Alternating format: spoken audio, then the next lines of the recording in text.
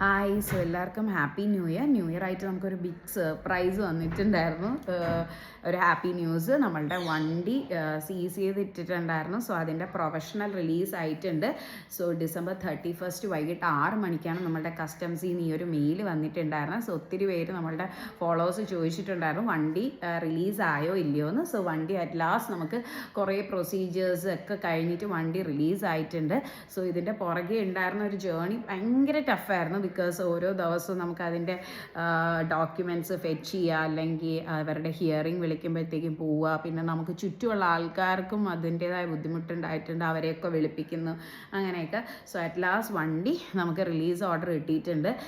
പിന്നെ നമ്മളുടെ കുറേ ഫോളോവേഴ്സാണ് ഹെൽപ്പ് ചെയ്തിട്ടുണ്ടായിരുന്നത്. സോ ഫസ്റ്റ് വണ്ടി നമ്മളുടെ സീസ് ചെയ്യുമ്പോഴത്തേക്കും നമ്മുടെ ഒരു ഫോളോവർ തന്നെയാണ് അഡ്വക്കേറ്റിനൊക്കെ അറേഞ്ച് ചെയ്ത് തന്നിട്ടുണ്ടായിരുന്നത്.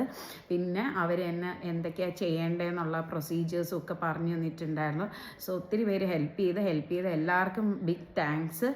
ഇനി ഒരു ചെറിയ പ്രൊസീജിയറും കൂടെ കഴിയുമ്പോഴത്തേക്കും വണ്ടി റിലീസ് ചെയ്യും. വണ്ടി ഇപ്പം ഗാരേജ് 68 തന്നെയാണ് ഉള്ളത്. അവിടെ നമുക്ക് മൂവബിൾ കണ്ടീഷനിലല്ലായിരുന്നു സീസ് ചെയ്ത് കാരണം.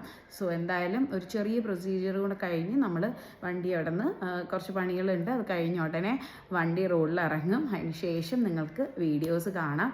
Anyway thanks to everyone who supported.